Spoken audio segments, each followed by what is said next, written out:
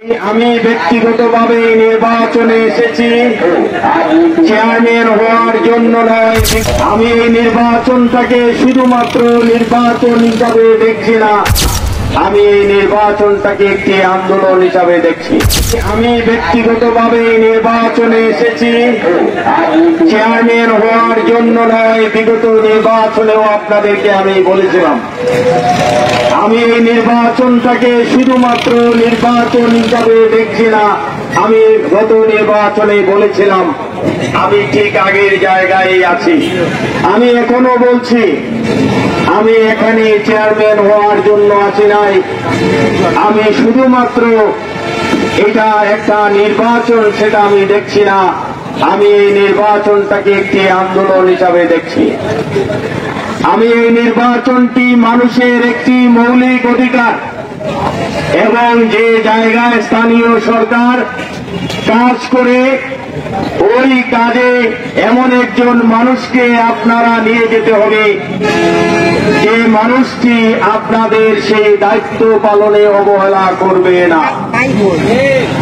আপনারা এমন একজন মানুষকে এখানে নিয়ে যেতে হবে যে মানুষ জানবে তার দায়িত্ব কর্তব্য সম্পর্কে।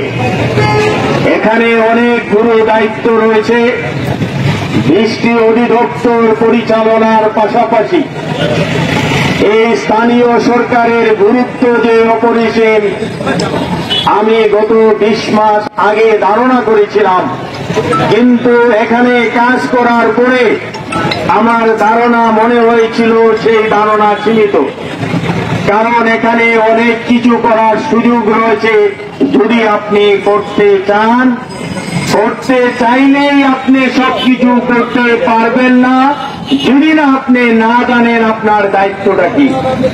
তো প্রথমত হচ্ছে আপনাকে জানতে হবে যে আপনি কি করবেন। আপনি ব্যবসা করেন, নিশ্চয়ই আপনি জানেন আপনার ব্যবসা পরিচালনা কিভাবে করতে হয়। আপনার ব্যবসা বড় হয়েছে, আপনি অন্য আরো অনেক এমপ্লয়ি আপনি হায়ার করছেন, অনেক মানুষকে আপনি চাকরি দিচ্ছেন, কিন্তু ওই জায়গায় আপনার ওই ব্যবসা প্রতিষ্ঠানের গুরুত্বপূর্ণ জায়গা, যে জায়গায় আপনার অবর্তমানে যে চালাতে পারবে সে যদি আপনার ভাই হয় আর সে যদি যোগ্যতা সম্পন্ন না হয়, আপনি কিন্তু আপনার ভাইকে সেই জায়গায় বসাবেন না। কেন বসাবেন না? যেন আপনার ব্যবসাটা নষ্ট না হয়। আপনার ভাইকে, আপনার আত্মীয় স্বজনকে চাকরি দিবেন, কিন্তু গুরুত্বপূর্ণ জায়গায় ওই মানুষকে আপনি বসাবেন, আপনার ব্যবসাটা যেন সঠিকভাবে পরিচালিত হয়। সে যেই হোক না কেন তার একটাই মাপকাঠি, সেটা হলো তার যোগ্যতা আছে কিনা। তো একটা ব্যবসায় যদি আপনার আত্মীয় স্বজনকে চাকরি দেন, গুরুত্বপূর্ণ জায়গায় যদি না বসান, একটা ব্যবসা শুধুমাত্র আপনার পরিবারের বা আপনার নিজস্ব, কিন্তু এখানে 5 লক্ষ মানুষের স্বার্থ সংশ্লিষ্ট, সেই জায়গায় একজন মানুষকে আপনি বসাবেন না বুঝে, না চিনে, না জেনে, অবশ্যই সেটা আমরা করব না।